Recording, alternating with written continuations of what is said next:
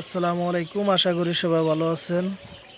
তো আমি যখন আগে যারা আমার একটা ফার্মি মুরগির ভিডিও দিয়েছিলাম, আগে যারা দেখছেন তারা জানেন যে বেশ কয়েকটা মুরগি মারা গেছে আমার। তো আসলে যখন আমি মুরগিগুলো আনছি এই খামারে, এই যে ভিডিওটা এই খামারির হ্যাচারি মালিকের এনতে আনছি ভিডিওটা। তো তখনই মুরগিগুলো দেখেন একটু কেমন জানি একটু মানে চুপচাপ বসে রয়েছে, একটু দুর্বল। তা আমি আসলে নতুন তো বুঝতে পারি নাই। তো বুঝতে না পাইরা মুরগিগুলা ১০০ মুরগি আনছি, যার কারণে এই মুরগির থেকে প্রায় ৩০ থেকে ৩৫টা মুরগি মারা গেছে। তো তখন মুরগিগুলার বয়স ছিল ১.৫ মাস। ১.৫ মাসের বয়সের মুরগিগুলা তো দেখতে পারতেছেন কতটুকু। আর এখন আমার মুরগিগুলা এই যে বয়স ৩ মাস প্লাস। আলহামদুলিল্লাহ মুরগিগুলা বড় হইছে। তো মুরগিগুলা কি করে লাইট নষ্ট করে লায়, যেমন এই যে একটা লাইট বাল্ব আছে, এটা গতকাল লাগাইছি। তো এই বাল্বটা একটু নিচে দিছি যাতে মুরগির তাপমাত্রা ঠিক থাকে। তো নষ্ট করে লাই, এখন আবার এটা চেঞ্জ করলাম। তো মুরগিগুলো আসলে আজকে বেশ প্রায় ১৫ দিন ধরে আজকে মুরগিগুলো খুবই ঠান্ডা। তো ঠান্ডার জন্য কিছু অ্যান্টিবায়োটিক, কিছু ঠান্ডার ওষুধ খাওয়াইতেছি। তো ঠান্ডাটা মোটামুটি কমলেও এদের হাঁসের প্লাস মুরগির দোনোটারই একটা নাক জারি দেওয়া আছে মুরগির, এটা নাক জারকানি আছে।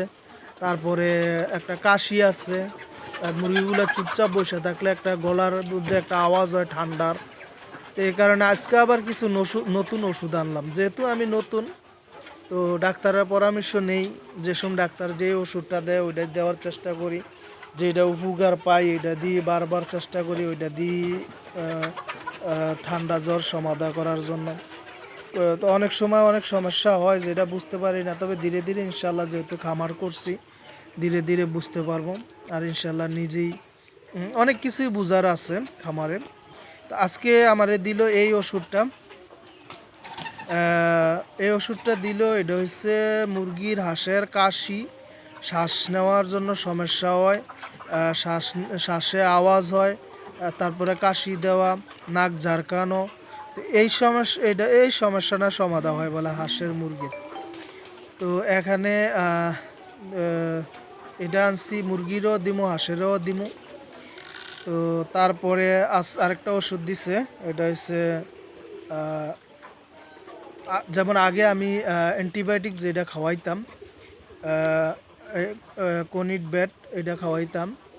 তো এই ওষুধটা খাওয়াইয়া মোটামুটি উপকার পাইছি, উপকার পাই নাই তা না। কনিট ব্যাট এটা অ্যান্টিবায়োটিক, এটা খাওয়াইলে আসলে অ্যান্টিবায়োটিকগুলো খুব কড়া।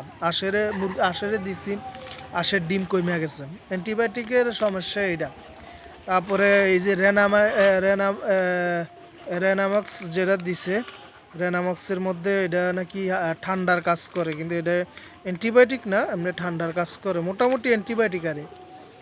তো এর আগে আমি খাওয়াইতাম হচ্ছে মাইক্রোনিট, এই ওষুধটা আইনা রাখছি এখন, যেহেতু মাইক্রোনিট ওষুধটা পাই না। তো আগে নিয়মিত আমি মাইক্রোনিটটা খাওয়াইতাম, কারণ বেশি ঠান্ডা হইলে, অতিরিক্ত বেশি ঠান্ডা হইলে মাইক্রোনিটটা খুবই কাজ করতো। যেটা না পাওয়ার কারণে যে কনিক ব্যাট আনছি, তো ওইটা খাওয়াইছি। তারপরে রেনামক্স আনছি। তো এভাবেই ডাক্তারের পরামর্শ নেই, লোকাল যারা ডাক্তার আছে তাদের পরামর্শ নেই কি কোন সময় কোনটা দিতে হইব।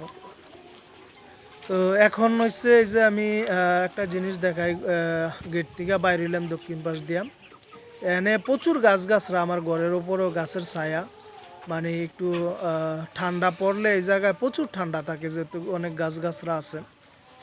তো এদিক দিয়ে হচ্ছে আপনার এই যে নেটটা দেখতেছেন, এদিক দিয়ে একটু তেরপালটা উড়ে থুইছি, সূর্যটা যখন একটু পশ্চিম দিকে আলে তখন এখানে একটু রৌদ্র যাতে মুরগিটির উপরে লাগে এই জন্য দিছি আর।